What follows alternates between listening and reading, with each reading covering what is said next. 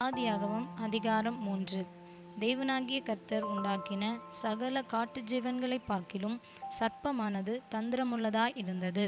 அது ஸ்திரீயை நோக்கி, நீங்கள் தோட்டத்திலுள்ள சகல விருட்சங்களின் கனியையும் புசிக்க வேண்டாம் என்று தேவன் சொன்னது உண்டோ என்றது.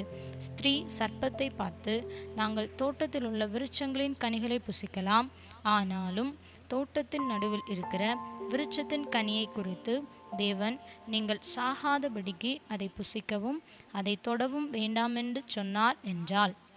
அப்பொழுது சர்ப்பம் ஸ்திரீயை நோக்கி, நீங்கள் சாகவே சாவதில்லை, நீங்கள் இதை புசிக்கும் நாளிலே உங்கள் கண்கள் திறக்கப்படும் என்றும் நீங்கள் நன்மை தீமை அறிந்து தேவர்களைப் போல் இருப்பீர்கள் என்றும் தேவன் அறிவார் என்றது.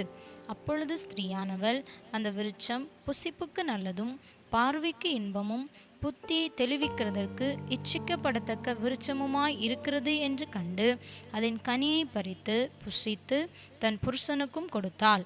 அவனும் புசித்தான். அப்பொழுது அவர்கள் இருவருடைய கண்களும் திறக்கப்பட்டது.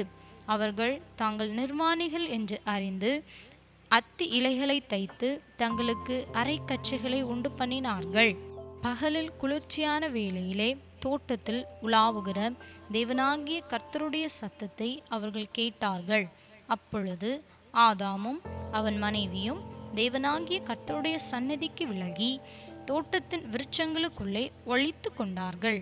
அப்பொழுது தேவனாகிய கர்த்தர் ஆதாமை கூப்பிட்டு, நீ எங்கே இருக்கிறாய் என்றார்.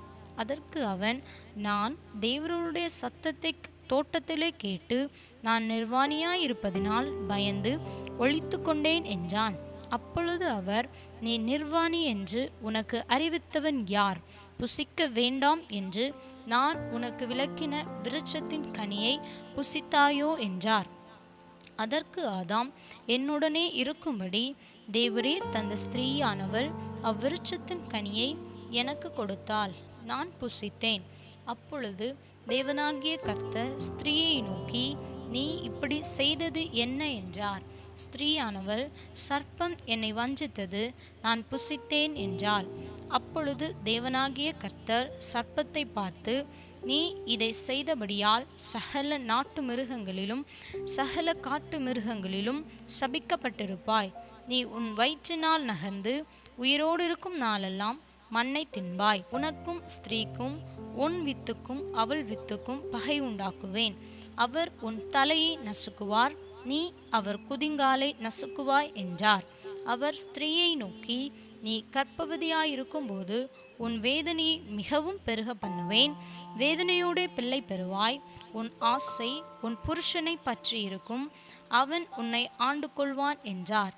பின்பு அவர் ஆதாமை நோக்கி, நீ உன் மனைவியின் வார்த்தைக்கு செவி கொடுத்து புசிக்க வேண்டாம் என்று நான் உனக்கு விலக்கின விருட்சத்தின் கனியை புசித்தபடியினாலே பூமி உன் நிமித்தம் சபிக்கப்பட்டிருக்கும். நீ உயிரோடு இருக்கும் நாளெல்லாம் வருத்தத்தோடே அதன் பலனை புசிப்பாய்.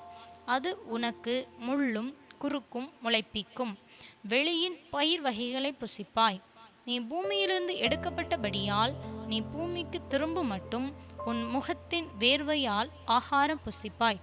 நீ மண்ணாயிருக்கிறாய், மண்ணுக்கு திரும்புவாய் என்றார். ஆதாம் தன் மனைவிக்கு ஏவாள் என்று பெயரிட்டான், ஏனெனில் அவள் ஜீவனுள்ளோருக்கெல்லாம் தாயானவள். தேவனாகிய கர்த்தர் ஆதாமுக்கும் அவன் மனைவிக்கும் தோல் உடைகளை உண்டாக்கி அவர்களுக்கு உடுத்தினார். பின்பு தேவனாகிய கர்த்தர், இதோ மனுஷன் நன்மை தீமை அறியத்தக்கவனாய் நம்மில் ஒருவரை போல் ஆனான். இப்பொழுதும் அவன் தன் கையை நீட்டி ஜீவ விருட்சத்தின் கனியையும் பறித்து புசித்து என்றைக்கும் உயிரோடு இராதபடிக்கு செய்ய வேண்டும் என்று அவன் எடுக்கப்பட்ட மண்ணை பண்படுத்த தேவனாகிய கர்த்தர் அவனை ஏதேன் தோட்டத்திலிருந்து அனுப்பிவிட்டார். அவர் மனுஷனை துரத்திவிட்டு ஜீவ விருட்சத்துக்கு போம் வழியை காவல் செய்ய ஏதேன் தோட்டத்துக்கு கிழக்கே கேருபீன்களையும் வீசிக்கொண்டிருக்கிற சுடரொளி பட்டயத்தையும் வைத்தார்.